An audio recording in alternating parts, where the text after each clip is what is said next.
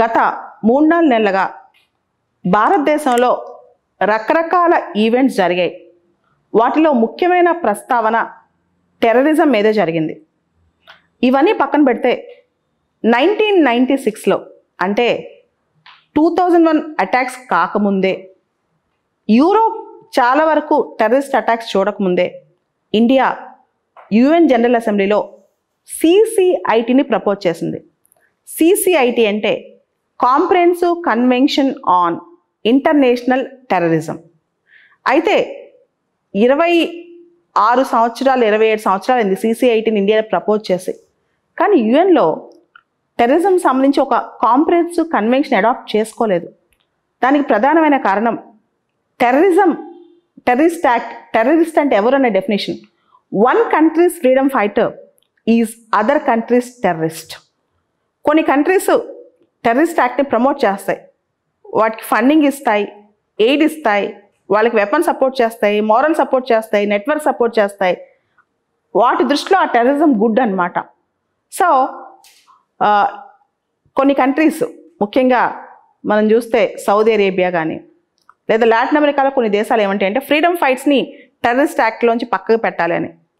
ఇండియాలో చాలా పెద్ద స్టేట్మెంటే ఉంటుంది అనమాట భగత్ సింగ్ గురించి. Bhagat Singh death sentence note చదువుతుంటే బ్రిటిష్ వాళ్ళ ప్రకారం ఆయన చేసిన టెర్రరిస్ట్ యాక్ట్. సో మన ప్రకారం ఆయన ఫ్రీడమ్ ఫైటర్. దీనికి సంబంధించి ప్రపంచవ్యాప్తంగా మనం చూస్తే చాలా దేశాల్లో వన్ కంట్రీస్ టెర్రరిస్ట్ ఇది అదర్ కంట్రీస్ ఫ్రీడమ్ ఫైటర్ అని చెప్పి ఒక స్టేట్మెంట్ జరుగుతుంటుంది. లాటిన్ అమెరికాలో అలానే. అండ్ అమెరికా అంటది తన సైనికులు ఇతర దేశాలు చేసే దుశ్చర్యలు టెర్రరిస్ట్ యాక్ట్ కిందకి రాకూడదు అని చెప్పి. అలానే సౌదీ లాంటి దేశాలు, మిడిల్ ఈస్ట్ దేశాలు అంటే ఫ్రీడమ్ ఫైట్ కోసం చేసేవి లేదా లిబరేషన్ కోసం చేసేవి టెర్రరిస్ట్ యాక్ట్ కాదు అని చెప్పి.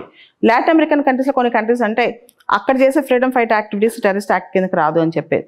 సో దీంతో టెర్రరిస్ట్ అనే మాటకి కాన్సెన్సస్ ఆఫ్ ఒపీనియనే లేదు. దాంతో ఇంతవరకు సిసిఐటి అనేది పాస్ అవ్వలేదు, comprehensive convention on international terrorism. అది పక్కన పెడితే నిన్న ఇండియా, మనందరికీ తెలుసు, యునైటెడ్ నేషన్స్ సెక్యూరిటీ కౌన్సిల్ ప్రస్తుతం ఇండియా ప్రెసిడెంట్గా ఉంది. And UN permanent representative Ruchira Kamboj ఒక కాన్సెప్ట్ నోట్ను సర్క్యులేట్ చేశారు. ఆ నోట్ ప్రకారం అన్ని టెర్రరిస్ట్ యాక్ట్స్ను క్రిమినల్గా ప్రకటించాలి. గుడ్ టెర్రరిజం, బ్యాడ్ టెర్రరిజం అనేది ఏమీ లేదు. టెర్రరిజం అనే డెఫినేషను పొలిటికల్ కన్వీనియన్స్తో రాకూడదు. టెర్రరిజం అనేది రిలీజియన్తోనో లేదా ఐడియాలజీతోనో ముడిపెట్టకూడదు. ఇదంతా ఖచ్చితంగా క్రిమినల్ యాక్టే. టెర్రరిస్ట్ వెనకాల మోటివేషన్ ఏదైనా సరే అది క్రిమినల్ యాక్ట్ కిందే వస్తుంది అని చెప్పేది. ఈ నెలలో ఇండియా 2 సిగ్నేచర్ ఈవెంట్స్ను యుఎన్ ప్రెసిడెంట్గా కండక్ట్ చేస్తుంది అనమాట, యుఎన్ఎస్సీ ప్రెసిడెంట్గా. ఒకటి రిఫార్మింగ్ మల్టీలెటరలిజం, రెండోది కౌంటర్ టెర్రరిజం అనమాట. ముఖ్యంగా టెర్రరిజం విషయానికి వస్తే social media, internet, crowd funding, crypto currency, అంతకుమించి unmanned area vehicles, drone technology, ఇవన్నీ వచ్చిన తర్వాత టెర్రరిస్టులకి చాలా ఈజీ అయిపోయింది. ముఖ్యంగా కోవిడ్ టైం నుంచి వాళ్ళు సోషల్ మీడియా వాడటం, ఇంటర్నెట్ వాడటం చాలా ఎక్కువైపోయింది అనమాట. సో వీటన్నిటిని ప్రతి దేశం కంట్రోల్ చేయాలని చెప్పేది ఇండియా భావన. దాంతోనే యుఎన్లో ఒక కాన్సెప్ట్ నోట్ను ఇండియా సర్క్యులేట్ చేస్తుంది. దాన్నే కౌంటర్ టెర్రరిజం నోట్గా ప్రమోట్ చేస్తుంది అనమాట. సో ఇండియా 1996 నుంచి ఇప్పటి వరకు కూడా టెర్రరిజం మీద చాలా ఓకల్గానే ఉంది. అయితే దీంతో పాటు గత 3-4 నెలలుగా ఇండియాలో చాలా ఇంపార్టెంట్ ఈవెంట్స్ జరిగాయి టెర్రరిజంకి వ్యతిరేకంగా భారతదేశంలో. ముఖ్యంగా ఒకటి ఇంటర్పోల్ సదస్సు భారతదేశంలో జరిగింది అక్టోబర్ నెలలో, 2022 అక్టోబర్ నెలలో. దానిలో అమిత్ షా గారు స్పీచ్ ఇస్తూ good terrorism, bad terrorism, small terrorism, big terrorism అనేది ఏమీ లేదు. Cross border terrorism needs cross border solutions అని డైరెక్ట్గానే చెప్పారు. ఎలాంటి జస్టిఫికేషన్ టెర్రరిజంకి మనం ఇవ్వకూడదు, ఎలాంటి పొలిటికల్ రీజన్స్ టెర్రరిజంకి మనం ఇవ్వకూడదు అని చెప్పి. సో దాని తర్వాత అతి ముఖ్యమైన సదస్సు నో మనీ ఫర్ టెర్రర్. మనందరికి తెలుసు నో మనీ ఫర్ టెర్రర్ అనేది ఫ్రాన్స్లో FATF నుంచి ఒక అది ఫినాన్షియల్ యాక్షన్ టాస్క్ ఫోర్స్ అని చెప్పి మనకి ఉంది. దానికి సంబంధించి టెర్రర్ ఫైనాన్సింగ్, మనీ లాండరింగ్ వీటికి సంస్థ ఇది. దానికి అనుసంధానంగా వర్క్ చేస్తున్న ఇంకొకటి నో మనీ ఫర్ టెర్రర్. దాని కాన్ఫరెన్స్ ఈ మధ్య ఇండియాలో జరిగింది.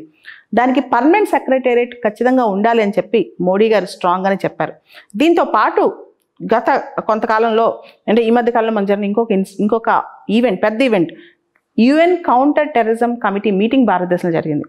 ఒకరోజు ముంబైలో జరిగింది, మనకు తెలుసు 2008లో ముంబై టెర్రర్ అటాక్స్ ప్లేస్లో ఆ దగ్గరలో జరిగింది. రెండో రోజు ఢిల్లీలో జరిగింది. ఢిల్లీ డిక్లరేషన్ కూడా బయట తీసుకొచ్చారు టెర్రరిజంకి వ్యతిరేకంగా. సో ఇన్ని ఈవెంట్స్ టెర్రరిజం చుట్టూనే తిరుగుతూ జరిగినాయి అన్నమాట భారతదేశంలోనే. కాబట్టి ఈ సంవత్సరం అండ్ దాంతోపాటు యుఎన్లో యాజ్ యుఎన్ఎస్సి ప్రెసిడెంట్గా ఇండియా స్ట్రాంగ్గా తీసుకున్న అంశం టెర్రరిజం. సో ఓవరాల్గా మనం టెర్రరిజం మీద నెక్స్ట్ ఇయర్ ఎక్స్పెక్ట్ చేయొచ్చు. ఇయర్ యూపీఎస్సీ ఇంటర్వ్యూకి వెళ్తున్న క్వశ్చన్స్ ఎక్స్పెక్ట్ చేయొచ్చు. ఇండియా స్టాండ్ ఏంటంటే క్రాస్ బార్డర్ టెర్రరిజం కంట్రోల్ చేయాలి. గుడ్ టెర్రరిజం, బ్యాడ్ టెర్రరిజం అనే కాన్సెప్ట్ లేదు. Every terrorist act should be strongly detested with. దాని తర్వాత CCIT అనేది కాన్సెన్సస్తో ఒపీనియన్ రావాలి. అండ్ అన్ని దేశాలు టెర్రరిస్ట్ యాక్ట్ని కాన్సెన్సస్తో ఆపగలగాలి. ఇంటర్నేషనల్ టెర్రరిస్టులకి ఫండింగ్ ఎట్టి పరిస్థితుల్లో ఇవ్వకూడదు. టెర్రర్ అవుట్ఫిట్స్కి అన్ని దేశాలు ఒకే రకమైన సొల్యూషన్స్ తీసుకురావాలి. దాంతోపాటు ప్రపంచవ్యాప్తంగా టెర్రరిజం అనేది ఒక మానవ హక్కుల సమస్యగా పరిగణించాలి. ఏ కంట్రీ ఇమ్యూన్ కాదు. మీరు చూసారు ఒక 20 ఏళ్ల క్రితం యూరోప్ అనుకుంది మాకు అసలు టెర్రరిస్ట్ యాక్ట్ మా దగ్గర జరగకపోవచ్చు, ఎక్కడన్నా 1 or 2 ఇన్సిడెంట్ కానీ. ఇప్పుడు లండన్ కానీ, బ్రజిల్స్ కానీ, ప్యారిస్ కానీ ఏది ఎక్సెప్షన్ కాదు. లోన్ ఉల్ఫ్ అటాక్లు కూడా అక్కడ జరిగాయి. దాంతోపాటు అమెరికా అనుకుంది నన్ను ఎవరు ముట్టుకోలేరని. కానీ 2001 సెప్టెంబర్ 11 ఇన్సిడెంట్ మనం చూసాం. అమెరికా కూడా ఇమ్యూన్ కాదు. ఏ దేశము, ఈవెన్ న్యూజిలాండ్ ఇమ్యూన్ కాదు, శ్రీలంక ఇమ్యూన్ కాదు, భారతదేశం అసలే ఇమ్యూన్ కాదు. అలాంటప్పుడు ఒక కామన్ ప్రాబ్లం ఉన్నప్పుడు మనం కాన్సెన్సస్తో ఒక సొల్యూషన్ ఎందుకు తీసుకురాకూడదని ఇండియా క్వశ్చన్ చేస్తుంది. దీనికి త్వరలో అట్లీస్ట్ అంటే టెర్రరిజం అనే దానికి పరిష్కారం దొరకపోయింది. ఎందుకంటే చాలా స్టేట్ స్పాన్సర్డ్ టెర్రరిస్ట్ యాక్టివిటీస్ ఉన్నాయి కాబట్టి. టెర్రరిస్ట్ రకరకాలు ఉన్నాయి. బయోకెమికల్ టెర్రరిజం అని, బయో టెర్రరిజం అని, తర్వాత క్రాస్ బార్డర్ టెర్రరిజం అని, చాలా రకరకాల పేరుతో లోన్ ఉల్ఫ్ టెర్రరిజం అని ఎన్నున్నా సరే ఓవరాల్గా మాత్రం మనకి గుడ్ టెర్రరిజం, బ్యాడ్ టెర్రరిజం అంటే గుడ్ టెర్రరిజం అంటే వాళ్ళు వెనకాల మోటివేషన్ చాలా మంచిది, వెనకాల వాళ్ళకున్న గోల్ చాలా మంచిది, ప్రస్తుతం వాళ్ళు చేస్తున్న వైలెన్స్ మాత్రమే అలాంటిదే కాకుండా every terrorist act, every violent act should be strongly detested with అని ఇండియా కోరుకుంటుంది.